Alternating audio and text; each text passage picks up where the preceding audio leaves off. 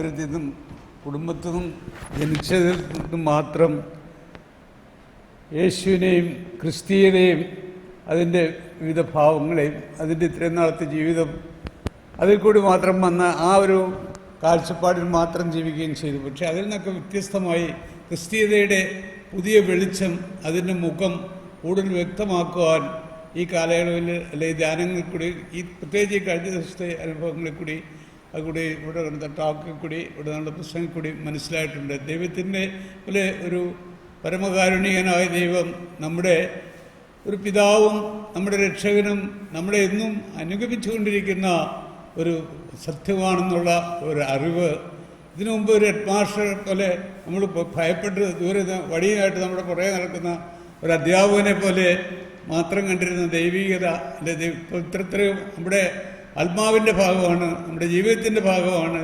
ക്രിസ്തീയത എന്ന് പറയുന്ന. ഗോഡ് ഒരു അൺനോൺ ബീയിങ് അല്ല, പക്ഷേ he lives, he walks, he shares and forgiving us.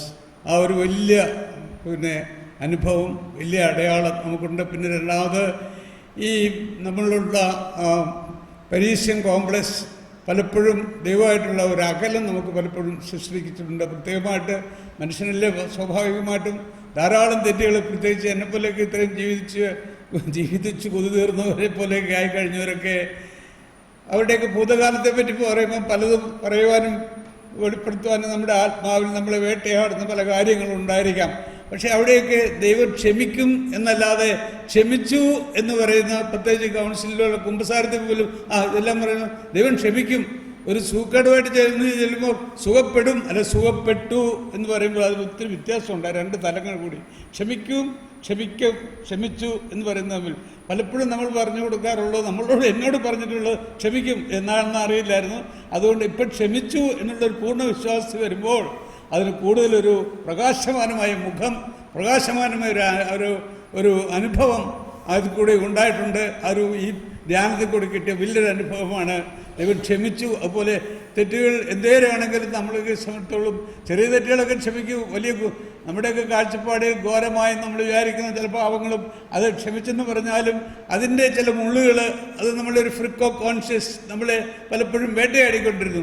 അവിടവും ദൈവം കഴിഞ്ഞ ദിവസം പറഞ്ഞപ്പം വലിയ അറിയാതെ ചെയ്ത പാപങ്ങളും ക്ഷമിക്കും. അതൊരു വലിയൊരു അനുഭവമാണ്. പക്ഷെ പലരും പറഞ്ഞത് അറിഞ്ഞുകൊണ്ട് അറിയാതെ വലിയ പാപങ്ങളൊക്കെ, അറിഞ്ഞുകൊണ്ട് ചെയ്ത പാപങ്ങളൊക്കെ പലപ്പോഴും ക്ഷമിക്കപ്പെടുകയെന്നൊക്കെ നമ്മുടെ അതൊക്കെ ഈ ആര് പറഞ്ഞെന്നോ എവിടെ പറഞ്ഞെന്നുള്ളതല്ല, പൊതുവെ അങ്ങനെ ധാരണ മാതാപിതാക്കളായിട്ടും മറ്റു നമ്മുടെ ഗുരുഭൂതന്മാരായിട്ടും നമ്മുടെ ആത്മീയ ആചാര്യന്മാരായിട്ട് പോലും അങ്ങനെയൊക്കെ പറഞ്ഞിട്ടുണ്ട്. അതിൽ നിന്നെല്ലാം വ്യത്യസ്തമായ ഒരു അനുഭവം. ദൈവം ക്ഷമിച്ചിരിക്കുന്നു, അറിഞ്ഞുകൊണ്ട് ചെയ്ത പാപങ്ങളും ക്ഷമിക്കുന്നു എന്നുള്ളത് വലിയൊരു ആശ്വാസമാണ്. അതുപോലെ ക്ഷമിച്ചു എന്നുള്ളത് വളരെ ആശ്വാസമാണ്. നമ്മളുള്ള ആ പരീഷ്യൻ കോംപ്ലക്സ് ഒരതിർത്തി വരെയൊക്കെ അതിനോട് എതിരിടാനും അതിനെ തള്ളിക്കളയാനും ഒക്കെ കഴിയുന്നത് നമ്മളുടെ ആത്മീയ ശക്തിയാണ്. അതും ഇതിൽ നിന്ന് ലഭിക്കുന്നു. ഇനി ഒരു കാര്യമുള്ളത്, ഈ പർഗോട്ടറിയെ പറ്റിയുള്ള ഒരു കൺസെപ്റ്റ് ഉണ്ട്. അതിൽ ഈ അടുത്താണുള്ളൊരു പുസ്തകം ഞാൻ വായിച്ചപ്പം 70, 80, 100 കൊല്ലമൊക്കെ ശുദ്ധീകരണ സ്ഥലത്തിൽ കടക്കിച്ച് കഴിഞ്ഞ് ഇവിടുന്ന് പോകുള്ളൂ എന്ന് പറയുന്നത്. ദൈവം അത്ര ക്ഷമാശീലനും അത്ര കാരുണ്യവാനുമാണെങ്കിൽ ഈ പർഗോട്ടറി എന്ന ഫലത്തെ കൂടുതൽ ഇത്ര ഒരു സഭ എങ്ങനെ പറയുന്നു എന്നുള്ളത് എനിക്ക് വ്യക്തമല്ല. ഏതായാലും ബഹുമാനപ്പെട്ട ബ്രദർ തോമസ് പോൾ ബ്രദർ ആ ഒരു വിഷയത്തെ കൂടി എപ്പോഴെങ്കിലും ഒന്ന് സ്പർശിച്ച് സംസാരിക്കുമെന്ന് ഞാൻ വിശ്വസിക്കുകയാണ്.